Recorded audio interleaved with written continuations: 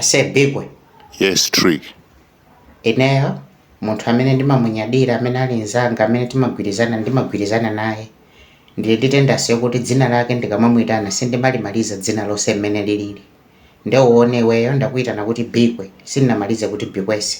It means uli mgulu la anthu amene ineyo ndimakunyadira. So unakangoyamba tikundiuza zimene wandiyitanira koma Trick sinangatabwera kwa ine yake kwali buda kuno tabwerera pate ndetachoka pasini paja tubwera kuno anthu adabwa athu.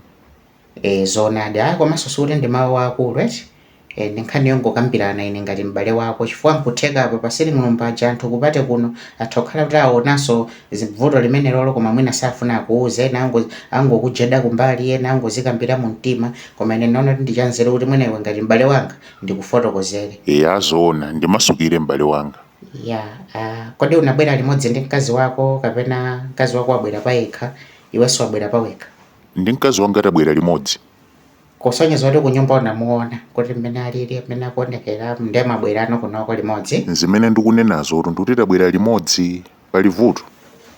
Si vuto kwenikweni chifukwa sinanga zinthuzi zimakhala ngati ma opinions koma ine opinion yanga ndikuona ngati mkazi wako usazamulole kuti aphodeso zofira m'milomo.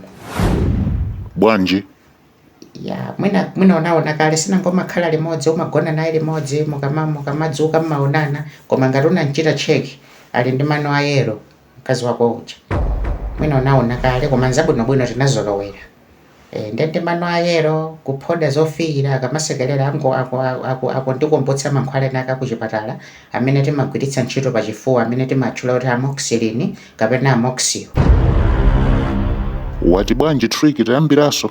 Ndikuti mkazi wako asazaphodeso zofira chifukwa ali ndi mano ayero. So mankhwala ena akeso ukukundi kwa yero kunkofira nde mene ophodera muja ndi mano ayero akamasekerera ndi akukondanso kuseka kwambiri akamadya akamabwinyika fa akudyaso kwambiri pasile muno mapacha.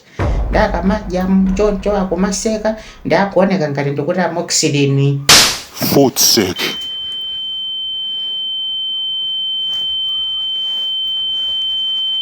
Uziyankhula zopusa zakazi akwamva usazayankhulaso za mkazi wa ine ndipo usazandiyankhulitseso iwe opusa iwe.